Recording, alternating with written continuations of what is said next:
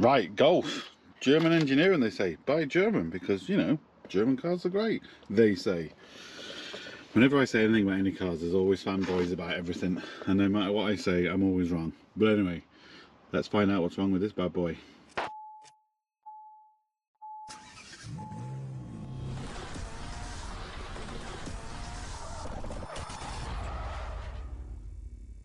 Hello and welcome to another Budget and Leggit video. I have already done a quick YouTube short on this.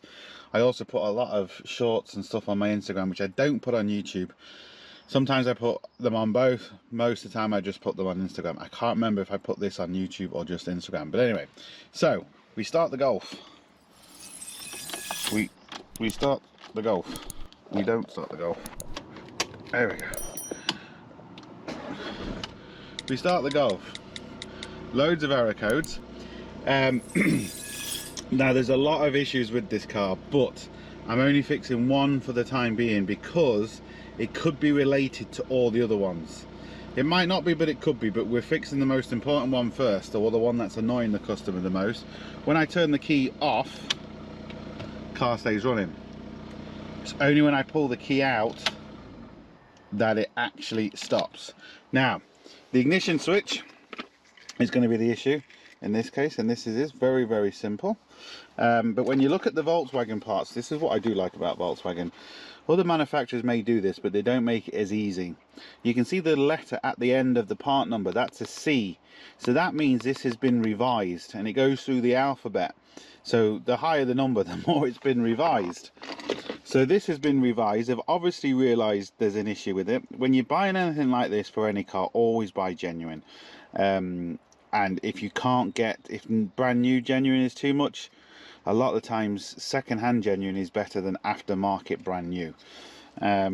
So we've got to now get this, but the issue is it's only two little clips. You can see this clip here needs to be pushed down, and this clip here needs to be pushed down. But the problem is you can just see right there on the plastic, there's a little indentation on the plastic. Can you see that there? And you're supposed to put something in there and push that clip down, but there is no room. And when I mean there is no room, there is no room, people. You can just see it there. So not gonna be able to show you this because there's just no room. Did I mention there's no room? Anyway, to get the cover off, it's 3 torque bolts. Very simple. One is underneath here, and then you have to turn the steering wheel 90 degrees one way and then turn it 90 degrees the other way so you can get to the two top ones. First you have to just unclip this top cover, then you can undo the cover, and then it's basically right at your face. But what I essentially need to do is get this picking in there like that, right, and then try and somehow unclip that, and then do the same on the other one, which is I think just here, and pull this out. Then as you can see from the new one, there is 2 clips. So this clip, or this wire clip, so there's 2 wire clips we need to pull out. We're going to pull out them wire clips first, and the reason we're going to do that is just in case we cross something or do something, we don't want to blow anything up. When them wires are disconnected, if we do cross something in here, nothing's going to happen. Right, I'm sure it's not just me, but sometimes when you're replacing a new part with an old part, especially when it's inside the vehicle, it can look really nice and clean, and if you don't mark the new one, you can accidentally put the old one back in. But in this case, I think we're going to be okay. So there's the new one, or is it? Or is that the new one? Right, I've got decisions to make here now, but we've got it out one way or another. We've got it out. Right, as you can see, I had to butcher it to get it out. It's just a bit easier. Once you take the plastic cover off, you can get screws down there. I wasn't bothered about keeping this one, so I really didn't care. I was gonna, completely butcher it apart anyway, because I wanted to see a couple of things, and the things I wanted to see I did see. So this is the swipe here shown on camera. All these are all burnt. All the connections there, they're all burnt. Even the little circuit board, apart from the scratches that I put in it, you can see, look, it's all burnt. So that's a really good sign.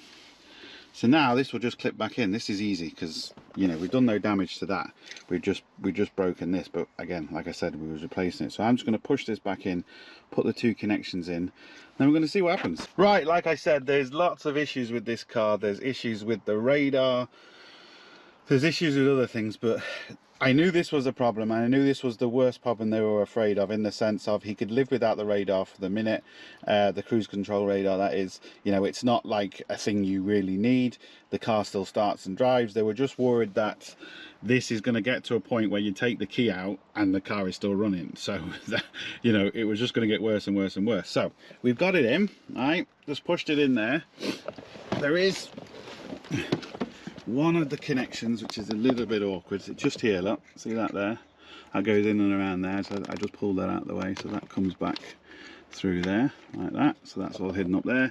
The connection then pushes into there. So by rights now, I'm going to also interesting to see, do we have the, on the dash it said there was a starting issue, visit workshop. So I'm interested to see now, is that on? So I'm going to put it in, turn the key. Still starts, which is a good thing. Now it still says starter fault, but I might just need to wipe the codes on that. Stop start error. Again, these are all errors that I was telling you about. But most importantly, when I turn this one click, does it stop? There we go, it does. Right, so we fixed that issue. I've told the customer I'm going to do this first, and it might fix other issues, but it might not. But this is the one they wanted to do first. The reason why I went for this is because it's the ignition barrel. It can be doing weird things to the other electrical system. So you don't want to start trying to diagnose them until you fix that, because you're just chasing your own tail. I've seen, especially these Golfs, I've seen these do really weird things. The ambient outside temperature, I've seen that to stop the radio working. I've seen that to stop the reversing sensors working. And I've also seen it to stop the cruise control working. So that's why I wanted to fix this first. I'm going to plug it in now, clear all the fault codes and see what comes back, and then we can come back and we can sort out whichever other codes are there. But at least this one, kind of the main one, is now sorted. Alright, so here's all our error codes, and like I said, look, I'm not saying that they're all related to the ignition, but it's important to do the ignition first. We've got all sorts of error codes here, some, you know, that are really not important, some that maybe kind of are more important than others. But these could be, like I said, kind of old fault codes. So we're going to erase them all, and then we're going to see essentially what comes back. I think maybe with the start-stop system, or the error starting system, and then the start-stop system, most are going to be a battery, because it's at 12 volts just sitting here, which obviously that means the battery isn't great. But yeah, so let me just quick erase all of these, see what comes back or doesn't come back. So the radar looks like it is going to be a fault code, which I kind of thought, but you never know. You just never know. Right, radio's come back on, yeah. Right, so yeah, kind of thought that. Let's just...